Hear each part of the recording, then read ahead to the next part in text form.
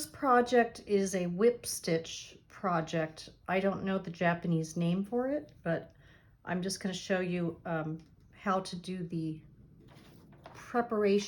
sewing preparation in advance. We're preparing for Brian Whitehead's Japanese textile workshop. So Brian sent it with some sample stitching. There's a long stitch on the front and then also on the back on alternating dots. So then he's left one row of dots not sewn. Now what we have to do first is mark the whole fabric. So using this pattern that's been provided, we're going to just line it up with the little dots as close best we can. It doesn't have to be perfect.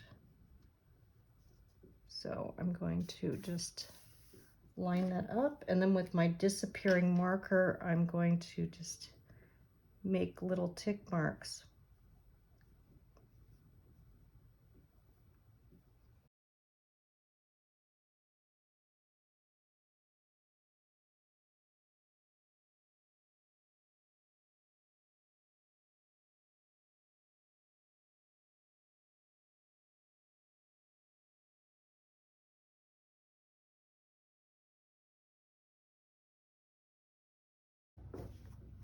Okay, so the fabric is all marked now, and I'm ready to move on to the sewing part. Okay, so we're getting ready to sew, doing the whip stitch. I fortunately have a spool of black Shibori thread. It's really, really hard to find. We've been having a very difficult time finding it for the last few years, and I just happen to have one left over from a workshop, one of Brian's workshops from several years ago. So I'm going to use that for the demo since it'll be much easier to see. Although you most likely got white in your homework kit, so I apologize, but it's just there's a shortage of the black for some reason. And it is important that you use the real Shibori thread because we're going to be pulling this when we get to the end super tight, and it has to be this very strong thread. If it breaks, if you use just ordinary polyester or something like that, it could break. So now what I'm going to do, these are going to be, these are double strands. So I'm going to go ahead and cut some of this ahead of time. I'll go ahead and just by eye make it a little bit longer, enough to tie knots at each end. So I'd say about that length looks good. About 1 inch or 2 or each end. And then I'm going to just go ahead and thread this. Actually, no, before I do that, I'm going to cut several of these the same length. This just helps save time.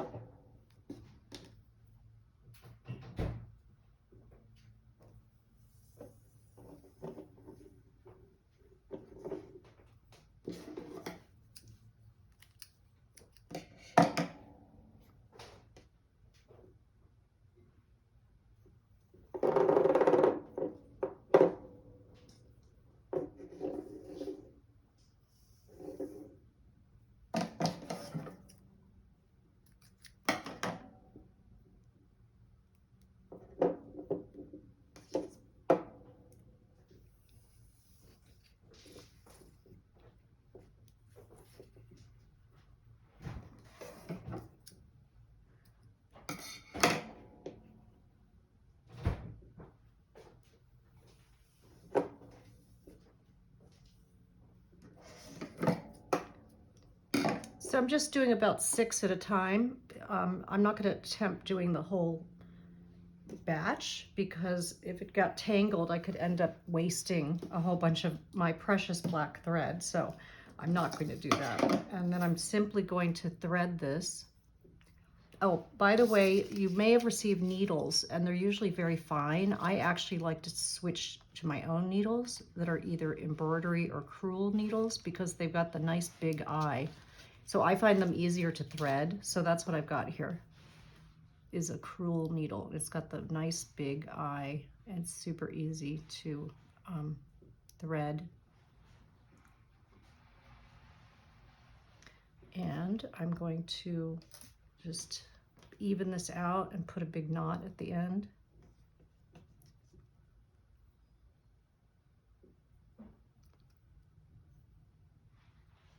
And we're pulling against this really hard right before we dye it. So make your knots also really big so that they can't slip through the hole. So I do a double knot with a double thread. And then basically on this side, we're just going to sew whichever direction is easiest for you, but following Brian's sample, I'm going to start at the bottom and then just skip a dot, and I'm just going to do a small stitch that's just like it's about 1/8 of an inch on each side of the dot.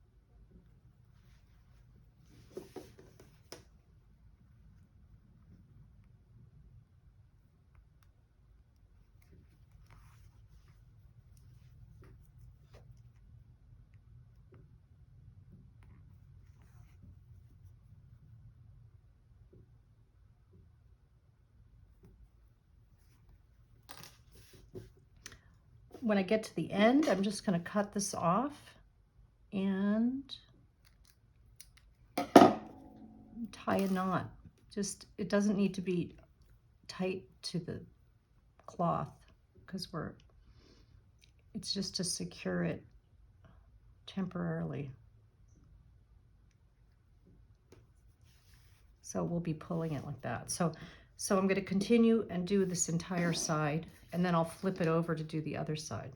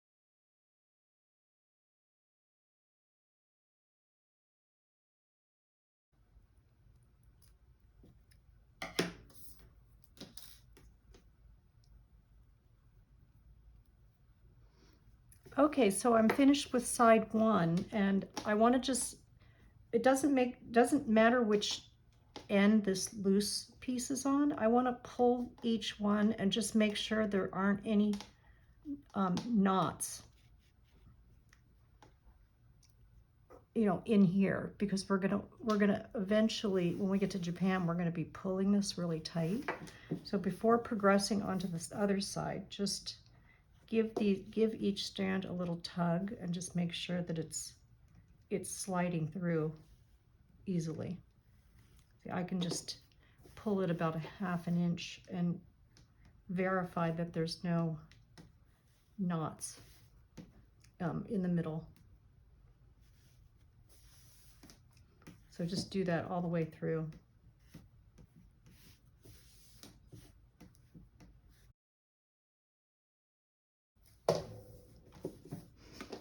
On the stitches that were done here already by Brian or his assistant don't have as much of a tail, but so in that case I'm just gonna pull it like that just to make sure there's no knots. Okay, so that finishes side one.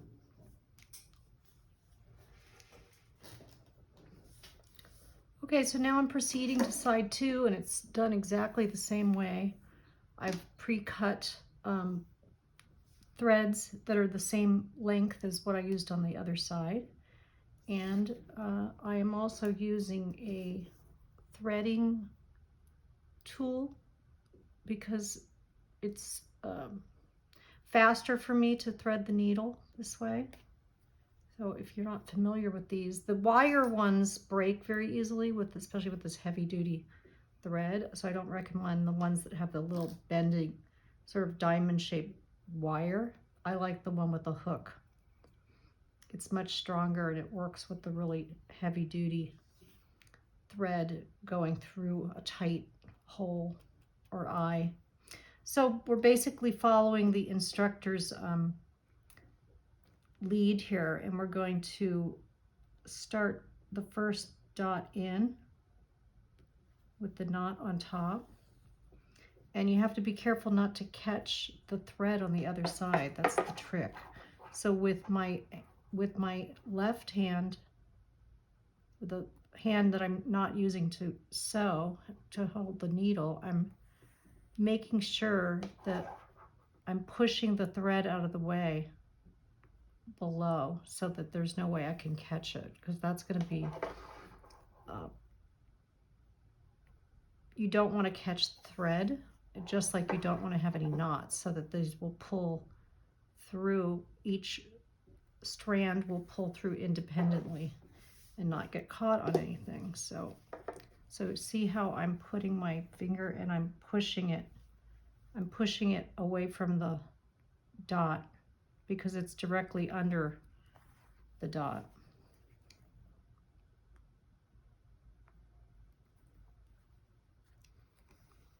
And just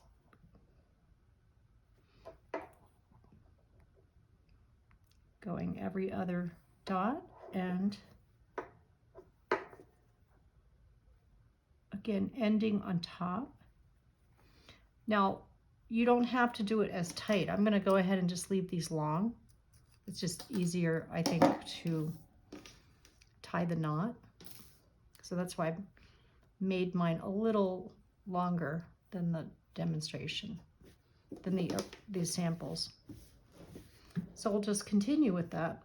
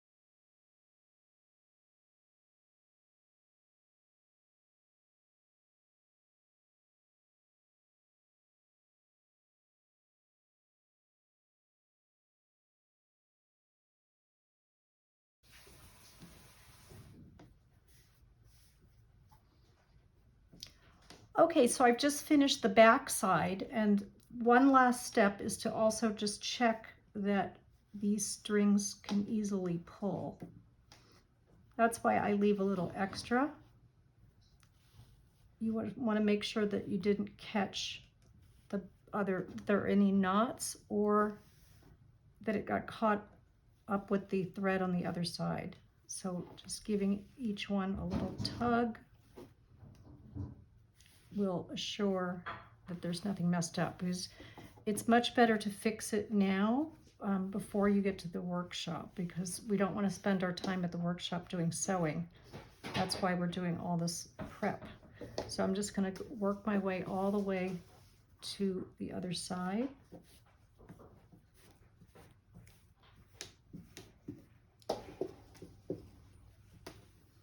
Neatly roll this up so things don't get all tangled.